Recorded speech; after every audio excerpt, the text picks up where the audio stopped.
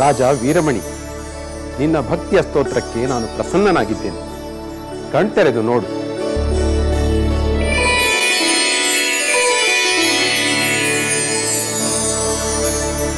ಶಂಭೋ ಶಂಕರ, ಕರುಣಾಸಾಗರ, ಕೈಲಾಸಪತಿ, ಪಾಹಿ ಮಾಂ ಪಾಹಿ ಮಾಂ, ರಕ್ಷ ಮಾಂ ರಕ್ಷ ಮಾಂ. ಪ್ರಿಯ ಭಕ್ತ ವೀರಮಣಿ, ಬಹಳ ಆತಂಕದಿಂದ ನೀನು ನನ್ನನ್ನು ಪ್ರಾರ್ಥಿಸಿದೆಯಲ್ಲ, ಏನು ಆಪತ್ತು ಬಂದಿದೆ? ಯಾರಿಂದ ರಕ್ಷಿಸಬೇಕು? ಹೌದು ಪರಮೇಶ್ವರ, ಈಗ ನೀನೇ ನನ್ನನ್ನು ರಕ್ಷಿಸಬೇಕು. ನನ್ನ ಪುತ್ರ ರುಕಮಾಂಗ್ರ ಮಾಡಿದ ಅವಿವೇಕದಿಂದ ನನಗೆ ದೊಡ್ಡ ಆಪತ್ತು ಬಂದು ಒದಗಿದೆ. ಏನು? ನಿನ್ನ ಪುತ್ರನ ಅವಿವೇಕವೇ? ನನ್ನ ಈ ಕ್ರಮದಿಂದ ನಮ್ಮ ತಂದೆಯವರು ಖಂಡಿತ ಸಂತೋಷ ಪಡುತ್ತಾರೆ. ನಮ್ಮ ತಂದೆಯವರ ಪರಾಕ್ರಮದ ಮುಂದೆ ಆ ರಾಮನು ಸಾಟಿಯಲ್ಲ. ಈ ಕುದುರೆಯನ್ನು ನಮ್ಮಿಂದ ಬಿಡಿಸಿಕೊಳ್ಳಲು ಖಂಡಿತ ಅವರು ಸಮರ್ಥರಲ್ಲ. ನಾನು ಕುದುರೆಯನ್ನು ಕಟ್ಟೆ ಕಟ್ಟುತ್ತೇನೆ. ಹೌದು, ಅವಿವೇಕವೇ. ಈಗ ದೇವದಾನವರನ್ನು ದಿಗ್ಭ್ರಮೆಗೊಳಿಸುವ ಯುದ್ಧ ನಡೆಯಲೇಬೇಕು. ಬೇಡ ಪರಮೇಶ್ವರ, ಬೇಡ. ಹಾಗಾಗಬಾರದು. ಈ ಯುದ್ಧ ನಡೆಯಬಾರದು. ಇದಕ್ಕೆ ನೀನೇ ಏನಾದರೂ ಒಂದು ಪರಿಹಾರವನ್ನು ಕೊಡು ತಂದೆ. ವೀರಮಣಿ, ನಿನ್ನ ಮಗ ಕಟ್ಟಿರುವುದು ಅಂತಿಂತವರ ಕುದುರೆಯಲ್ಲ, ಸಾಕ್ಷಾತ್ ಮಹಾಮಹಿಮನಾದ ಶ್ರೀರಾಮಚಂದ್ರನ ಯಾಗದ ಕುದುರೆ. ಹೌದು ಶಂಕರ, ನಿನಗೆ ತಿಳಿಯದ್ದೇನಿದೆ? ಶ್ರೀರಾಮನ ಪರಾಕ್ರಮವನ್ನು ಅರಿಯದೆ, ನಾನು ಶ್ರೀರಾಮನ ಭಕ್ತನೆಂದು ತಿಳಿಯದೆ ಅವನ ಯಾಗದ ಕುದುರೆಯನ್ನು ಕಟ್ಟಿಬಿಟ್ಟಿದ್ದಾನೆ. ಈಗ ಕುದುರೆಯನ್ನು ಬಿಟ್ಟರೆ ನನ್ನ ಕ್ಷಾತ್ರ ಧರ್ಮಕ್ಕೆ ಅಪಮಾನ. ರಾಮನ ವಿರುದ್ಧ ಯುದ್ಧ ಮಾಡುವುದು ಅಪಚಾರ. ನನಗೆ ದಾರಿ ಕಾಣುತ್ತಿಲ್ಲ ದೇವಾ. ಧೈರ್ಯಗೆಡಬೇಡ ವೀರಮಣಿ. ನಿನ್ನ ಮಗನು ಮಾಡಿದ ಈ ಕಾರ್ಯದಿಂದ ಒಂದು ಮಹಾಲಾಭವಂತೂ ಆಗುತ್ತದೆ. ಎಂಥ ಲಾಭ ಪರಮೇಶ್ವರ? ಮಹಾಪ್ರಯತ್ನದಿಂದ ಕುದುರೆಯನ್ನು ರಕ್ಷಿಸಿದರೆ ಕಡೆಗೆ ಶ್ರೀರಾಮಚಂದ್ರನೇ ಯುದ್ಧಕ್ಕೆ ಬರುತ್ತಾನೆ. ಆಗ ಅವನ ದರ್ಶನ ಭಾಗ್ಯ ನಿನಗೆ ಲಭಿಸುತ್ತದೆ. ಆಗ ಕುದುರೆಯನ್ನು ಒಪ್ಪಿಸಿ ನಿನ್ನ ಭಕ್ತಿಯನ್ನು ತೋರಿಸು. ಇದು ಲಾಭವಲ್ಲವೇ ಮಹಾರಾಜ? ಹೌದು ಹೌದು ಪರಮೇಶ್ವರ, ನಿನ್ನ ಮಾತಿನಂತೆ ರಾಮ ದರ್ಶನದ ಲಾಭ ಅಂತಿಂತ ಲಾಭವಲ್ಲ. ನಾನು ನನ್ನ ಕ್ಷತ್ರಿಯ ಧರ್ಮಕ್ಕೆ ಅನುಗುಣವಾಗಿ ಹೋರಾಡುತ್ತೇನೆ. ರಾಮನ ದರ್ಶನವಾಗುವುದಾದರೆ ನಾನು ಅಪಾಯವನ್ನು ಎದುರಿಸಲು ಸಿದ್ಧನಾಗಿದ್ದೇನೆ. ಹೌದು ವೀರಮಣಿ, ನಿನ್ನ ಕ್ಷಾತ್ರ ಧರ್ಮವು ಉಳಿಯಲೇಬೇಕು. ರಾಮನ ದರ್ಶನವೂ ಆಗಲೇಬೇಕು. ರಾಮ ಬರುವವರೆಗೂ ನೀನು ಶತ್ರುಘ್ನನೊಡನೆ ಹೋರಾಡು. ಹಾಗೇ ಆಗಲಿ ತಂದೆ. ಲೋಕದ ಕಣ್ಣಲ್ಲಿ ಹೇಡಿಯಾಗದಂತೆ ಶ್ರೀರಾಮನ ಕೃಪೆಗೆ ಪಾತ್ರನಾಗುವಂತೆ ನಾನು ಹೋರಾಡುತ್ತೇನೆ. ನಿನ್ನ ಭಕ್ತನಾದ ನನ್ನನ್ನು ಕಾಪಾಡುವ ಹೊಣೆ ನಿನ್ನದು ದೇವ. ರಾಜ, ಚಿಂತಿಸಬೇಡ. ರಾಮ ಸ್ವತಃ ಬರುವವರೆಗೂ ನಿನ್ನಿಂದ ಕುದುರೆಯನ್ನು ಯಾರೂ ಬಿಡಿಸಿಕೊಳ್ಳಲಾಗುವುದಿಲ್ಲ. ನಾನಿದ್ದೇನೆ. ನೀನು ಯುದ್ಧ ಮಾಡು.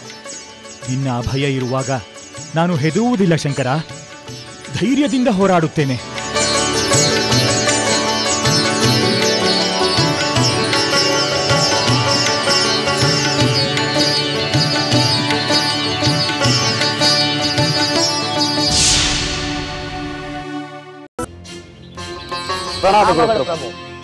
ಪ್ರಭು, ನಮ್ಮ ಯಾಗದ ಕುದುರೆಯನ್ನು ಸುತ್ತಮುತ್ತ ಎಲ್ಲ ಕಡೆ ಹುಡುಕಿದೆವು, ಆದರೂ ಎಲ್ಲಿಯೂ ಕಾಣುತ್ತಿಲ್ಲ ಪ್ರಭು. ಅಂದರೆ ನಮ್ಮ ಯಾಗದ ಕುದುರೆಯನ್ನು ಈ ರಾಜ್ಯದವರೇ ಹಿಡಿದಿದ್ದಾರೆ ಎಂದು ಅರ್ಥವಾಗುತ್ತದೆ. ಹೌದು ಪ್ರಭು, ನಮಗೂ ಹಾಗೆ ಅನಿಸುತ್ತದೆ. ಯಾರೋ ಸಾಮಾನ್ಯರು ಇಂತಹ ಸಾಹಸ ಮಾಡಲಾರರು ಪ್ರಭು. ಈ ರಾಜ್ಯದ ರಾಜನು ಅಥವಾ ಅವನ ಕಡೆಯ ವೀರರು ನಮ್ಮ ಕುದುರೆಯನ್ನು ಹಿಡಿದು ಕಟ್ಟಿರಬಹುದು. ಯಾವ ರಾಜ ಇಂಥ ಉದ್ದಟಗಳನ್ನು ತೋರಿದ? ಯಾವ ವೀರ ನಮ್ಮ ಪರಾಕ್ರಮಕ್ಕೆ ಪಂಥಾಬಲ ನಡೆಯಲು ಸಿದ್ಧನಾಗಿದ್ದಾನೆ?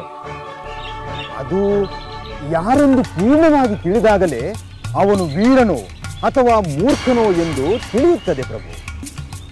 ಅದು ತಿಳಿಯಲೇಬೇಕು. ಈ ದೇಶದ ರಾಜನಾರು ನಮ್ಮ ಕುದುರೆಯನ್ನು ಕಟ್ಟಲು ಕಾರಣವೇನು?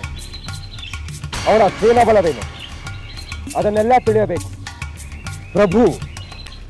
ಇದು ದುರ್ಗಮವಾದ ದೇವಪುರ ಎಂಬ ನಗರ. ಇಲ್ಲಿಯ ರಾಜ ಮಹಾಶಿವಭಕ್ತನಾದ ವೀರಮಣಿ. ವೀರನಾದರೂ ವೀರಮಣಿ ಧರ್ಮದಿಂದ ಪ್ರಜಾಪರಿಪಾಲನೆ ಮಾಡುತ್ತಿದ್ದಾನೆ. ಶಿವನ ಕೃಪೆಗೆ ಪಾತ್ರನಾಗಿರುವುದರಿಂದ ವೀರಮಣಿ ಏನಾದರೂ ನಮ್ಮ ಕುದುರೆಯನ್ನು ಹಿಡಿದಿದ್ದರೆ ಘೋರವಾದ ಯುದ್ಧವೇ ನಡೆಯಬಹುದು. ನಮ್ಮ ಸೈನ್ಯವನ್ನು ರಕ್ಷಿಸಿಕೊಳ್ಳಲು ನಾವು ಕಷ್ಟಪಡಬೇಕಾಗಬಹುದು ಪ್ರಭು. ಅಮಾತ್ಯರೇ, ಎದುರಾಳಿ ಎಂಥ ಬಲವಂತನೇ ಆದರೂ ಯುದ್ಧ ಮಾಡಲು ನಾನು ಸಿದ್ಧನಾಗಿದ್ದೇನೆ. ಆದರೆ ನಮ್ಮ ಯಾಗದ ಕುದುರೆಯನ್ನು ಯಾರು ಏಕೆ ಹಿಡಿದಿದ್ದಾರೆ ಎಂಬುದನ್ನು ಮೊದಲು ತಿಳಿಯಬೇಕು. ಏಕೆಂದರೆ ಹಿಂದೆ ನಡೆದಂತೆ ಶ್ರೀರಾಮನ ಯಾಗದ ಕುದುರೆ ಎಂದು ತಿಳಿಯದೆ ಅದನ್ನು ಕಟ್ಟಿ ಹಾಕಿ ಹಿಡಿದ ಮೇಲೆ ಯುದ್ಧವಿಲ್ಲದೆ ಅದನ್ನು ತಂದು ಒಪ್ಪಿಸಲಿಲ್ಲವೇ? ನಿಮ್ಮ ಮಾತು ನಿಜ ಪ್ರಭು. ಈ ದೇವಪುರದ ರಾಜ ನಮ್ಮ ಕುದುರೆಯನ್ನು ಹಿಡಿದಿದ್ದರೆ ಅವನ ಉದ್ದೇಶವೇನೆಂದು ಅವನಿಂದಲೇ ತಿಳಿಯಬೇಕು ಪ್ರಭು. ಅದು ತಿಳಿಯಬೇಕಾದರೆ ಆ ರಾಜನೇ ನಮ್ಮ ಬಳಿ ಬರಬೇಕು. ಇಲ್ಲವಾದರೆ ನಾವೇ ಅವನ ಬಳಿ ಹೋಗಬೇಕು. ನಾರಾಯಣ ನಾರಾಯಣ. ದೇವಋಷಿ ನಾರದರಿಗೆ ಪ್ರಣಾಮಗಳು. ವಿಜಯೀ ಭವ, ವಿಜಯೀ ಭವ. ರಾಮ ಸಹೋದರ ಶತ್ರುಘ್ನ, ನಿಮ್ಮ ಯಾಗದ ಕುದುರೆ ರಕ್ಷಣೆಯು ನಿರಾತಂಕವಾಗಿ ಸಾಗುತ್ತಿದೆಯೇ? ಇಲ್ಲಿಯವರೆಗೂ ನಿರಾತಂಕವಾಗಿ ಸಾಗಿದೆ ನಾರದರೆ. ನಮ್ಮ ಯಾಗದ ಕುದುರೆಯನ್ನು ಕಟ್ಟಿದವರು ನಂತರ ಶರಣಾಗಿದ್ದಾರೆ. ಆದರೆ ಇಲ್ಲಿ ನಮ್ಮ ಯಾಗದ ಕುದುರೆ ಮಾಯವಾಗಿದೆ. ಇಲ್ಲಿ ಯುದ್ಧ ನಡೆಯುವುದು ಅಥವಾ ಶರಣಾಗತಿಯೋ ಎಂಬುದು ಇನ್ನೂ ತಿಳಿದಿಲ್ಲ. ಅಂದರೆ ನಿಮ್ಮ ಯಾಗದ ಕುದುರೆ ಏನಾಯ್ತೆಂದು ನಿಮಗೆ ತಿಳಿದಿಲ್ಲವೇ? ಇಲ್ಲ ನಾರದರೆ, ನೀವು ತ್ರಿಕಾಲ ಜ್ಞಾನಿಗಳು. ನಮ್ಮ ಕುದುರೆ ಎಲ್ಲಿದೆ, ಅದನ್ನು ಯಾರು ಹಿಡಿದಿದ್ದಾರೆ, ಅದನ್ನು ಮರಳಿ ಪಡೆಯುವುದು ಹೇಗೆಂದು ದಯವಿಟ್ಟು ತಿಳಿಸಿ.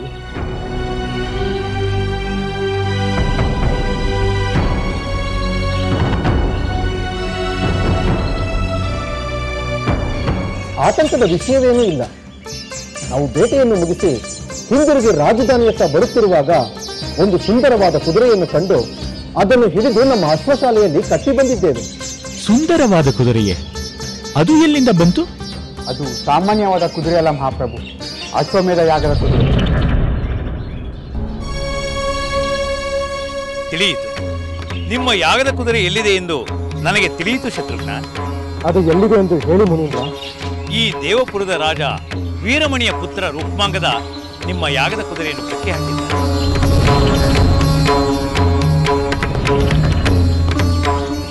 ಅವನ ತಂದೆ ವೀರಮಣಿ ಮಗನ ಕಾರ್ಯವನ್ನು ಒಪ್ಪಲು ಆಗದೆ, ತಿರಸ್ಕರಿಸಲು ಆಗದೆ ಪರಶಿವನನ್ನು ಮೊರೆ ಹೋಗಿ ರಕ್ಷಣೆಯನ್ನು ಬೇಡಿದ್ದಾನೆ. ಪರಶಿವ ಅವನಿಗೆ ಆಶ್ವಾಸನೆಯನ್ನು ನೀಡಿದ್ದಾನೆ.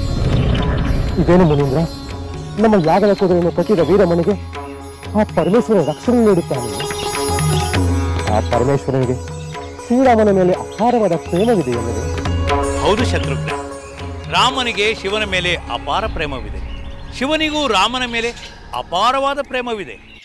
ಇಬ್ಬರಿಗೂ ತಮ್ಮ ಭಕ್ತರ ಮೇಲೆ ಅಷ್ಟೇ ಪ್ರೇಮವಿರುವುದಲ್ಲವೇ?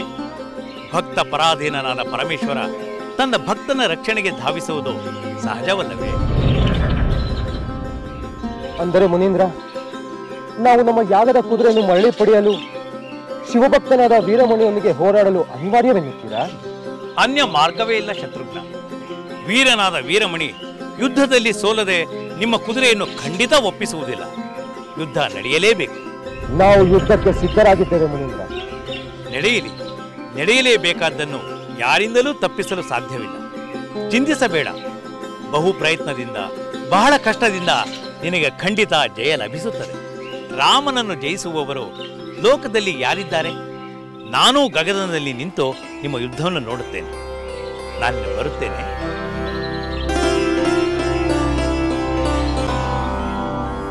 ನಾರಾಯಣ ನಾರಾಯಣ.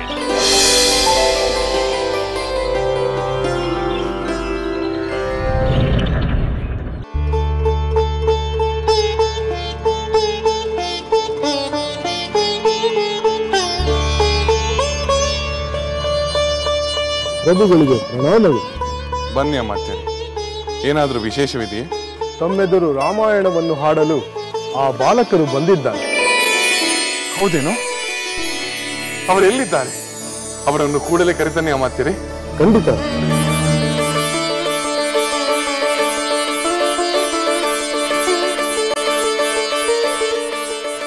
ಸೀತೆ, ಪರಮ ಪಾವನೆ, ಈಗ ನಾನು ನನ್ನ ಮಕ್ಕಳನ್ನೇ ಕಾಣುತ್ತೇನಲ್ಲವೇ?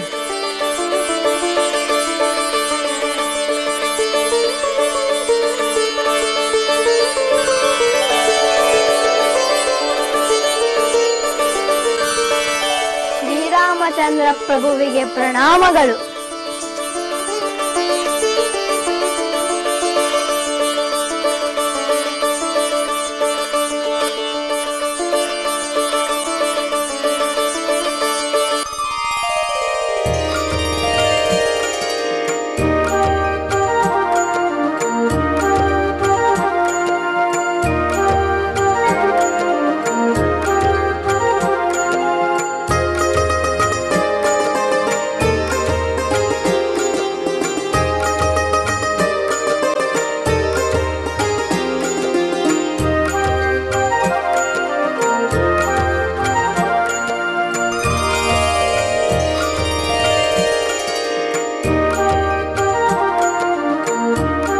ಮಕ್ಕಳೇ, ಹಾಡಿ.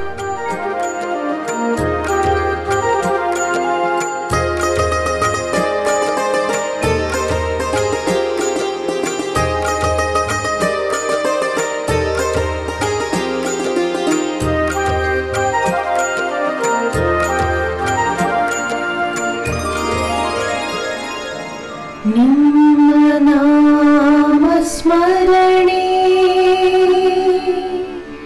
ಪರಮ ಪಾವನವು,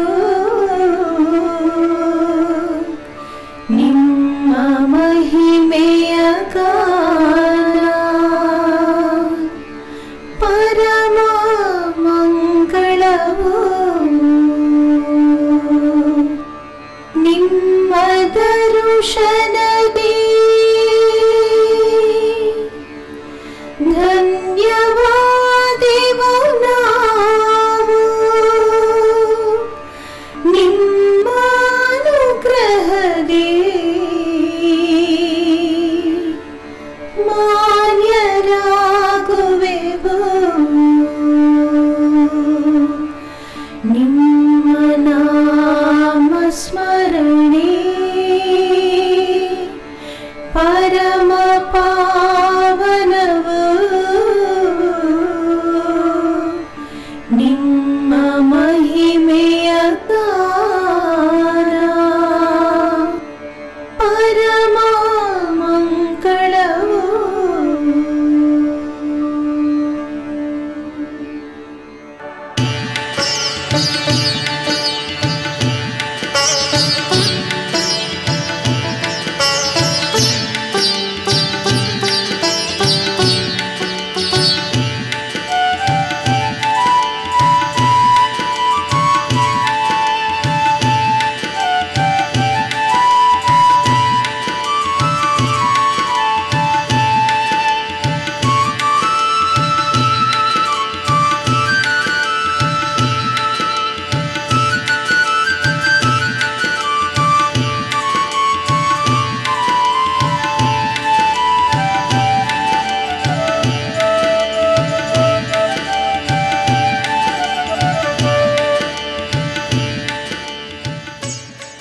ಬಾಲಕರೇ, ನಿಮ್ಮ ನಾಮಧೇಯವೇನು? ನನ್ನ ಹೆಸರು ಲವ, ನಾನು ಕುಶ. ನಾವಿಬ್ಬರು ಅವಳಿಗಳು. ವಾಲ್ಮೀಕಿ ಮಹರ್ಷಿಗಳೇ ನಮಗೆ ಹೆಸರಿಟ್ಟು ಸಾಕಿ ಬೆಳೆಸಿ ವಿದ್ಯಾಸಂಪನ್ನರಾಗಿ ಮಾಡಿದವರು. ಬಹಳ ಸಂತೋಷ. ನಿಮ್ಮಿಬ್ಬರನ್ನು ಕಂಡು ನನಗೆ ಅತೀವ ಸಂತೋಷವಾಗುತ್ತದೆ. ನಮ್ಮ ಅಮಾತ್ಯರು ನಿಮ್ಮ ಗಾಯನದ ಸೊಗಸನ್ನು ಮತ್ತೆ ಮತ್ತೆ ಮೆಚ್ಚಿ ನುಡಿದರು. ಈಗ ನಿಮ್ಮ ಗಾಯನವನ್ನು ಕೇಳಿ ಅದು ಅತಿಶಯೋಕ್ತಿ ಅಲ್ಲವೆಂದೆನಿಸುತ್ತಿದೆ. ನಮ್ಮ ಹೆಚ್ಚುಗಾರಿಕೆ ಏನಿಲ್ಲ ಪ್ರಭು, ಆ ರಾಮಾಯಣ ಕಾವ್ಯದಲ್ಲೇ ಆ ಸೊಗಸಿದೆ. ಈ ರಾಮಾಯಣವನ್ನೇ ಹಾಡಲು ನಿಮಗೆ ಸೂಚಿಸಿದವರು ಯಾರು? ನಮ್ಮ ಗುರುಗಳಾದ ವಾಲ್ಮೀಕಿ ಮಹರ್ಷಿಗಳು. ರಾಮಾಯಣವನ್ನು ರಚಿಸಿದವರು, ಹಾಡಲು ಕಲಿಸಿದವರು ಅವರೇ. ನಿಮ್ಮ ಮಹಿಮೆ ಎಲ್ಲಾ ಕಡೆ ಎಲ್ಲ ಜನರಿಗೂ ಮುಟ್ಟಬೇಕೆಂಬುದು ಅವರ ಆಸೆ. ಅದರಿಂದಲೇ ಈ ಮಹಾಯಾಗದ ಸಂದರ್ಭದಲ್ಲಿ ಬಹಳ ಜನ ಸೇರಿರುವ ಕಡೆ ಹಾಡಲೆಂದು ಕಳಿಸಿದರು. ಬಹಳ ಸಂತೋಷ. ನಿಮ್ಮ ಗಾಯನ ಪ್ರಜೆಗಳಿಗೆ ಪ್ರಿಯವಾಗಿದೆ. ಮುನಿಜನರು ಸಂತುಷ್ಟರಾಗಿದ್ದಾರೆ. ಅತಿಥಿ ಅಭ್ಯಾಗತರಿಗೆ ಇದು ಇಷ್ಟವಾಗಿದೆ. ಅದಕ್ಕೆ ನಾನು ನಿಮ್ಮನ್ನು ಪ್ರಶಂಸಿಸುತ್ತೇನೆ. ದೋಷವಿದ್ದರೆ ನಮ್ಮದು, ಗುಣವಿದ್ದರೆ ನಮ್ಮ ಗುರುಗಳದ್ದು. ಎಲ್ಲ ಪ್ರಶಂಸೆಯೂ ನಮ್ಮ ಗುರುಗಳಿಗೆ ಸಲ್ಲಬೇಕು. ಬಾಲಕರೇ, ನಿಮ್ಮ ವಿನಯ ಗುಣ ಅಪೂರ್ವ. ನಿಮ್ಮ ಗಾಯನವನ್ನು ಕೇಳಲು ನಾನು ಅತಿ ಉತ್ಸುಕನಾಗಿದ್ದೇನೆ. ನೀವು ಸಿದ್ಧರಾಗಿ ನಾನು ನನ್ನ ಸೋದರರೊಂದಿಗೆ ಅತಿ ಶೀಘ್ರದಲ್ಲಿ ನಿಮ್ಮ ಗಾಯನವನ್ನು ಕೇಳಲು ಬಂದು ಬಿಡುತ್ತೇನೆ. ಹಾಗೇ ಆಗಲಿ ಪ್ರಭು.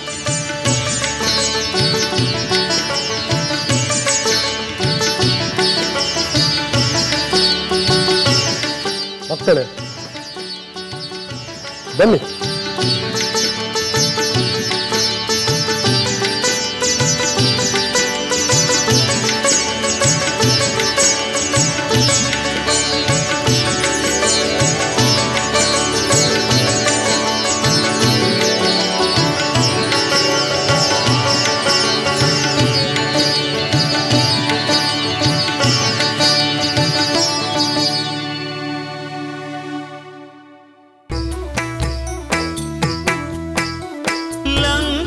ಕಲ್ಲಿನ ದುರುಳ ದರ್ಪವು ಸೀತೆ ಸಹನೆಗೆ ಸೋತಿತು. ಅಂತ್ಯ ಇರದ ಅಸುರ ಕುಲವು ರಾಮ ಬಾಣಕ್ಕೆ ಅಡಗಿತು. ದೂರವಿರಲಿ ಸನಿಹವಿರಲಿ ರಾಮ ಹೃದಯ ನಿವಾಸಿನಿ. ಯುಗವು ಯುಗವು ಸಾಗಲಿ ಅಕಳಂಕ ಪ್ರೇಮ ಪ್ರಬೋಧಿನಿ. ಅಮರ ಗಾಧೆ ಧರಣಿ ಜಾತೆ ಸಾಧ್ವೆ ಸೀತೆ ಸುಚರಿತೆ. ಸಹನ ಶಕ್ತಿ ಪತಿಯ ಭಕ್ತಿ ಲೋಕಮಾನ್ಯ ವಂದಿತೆ.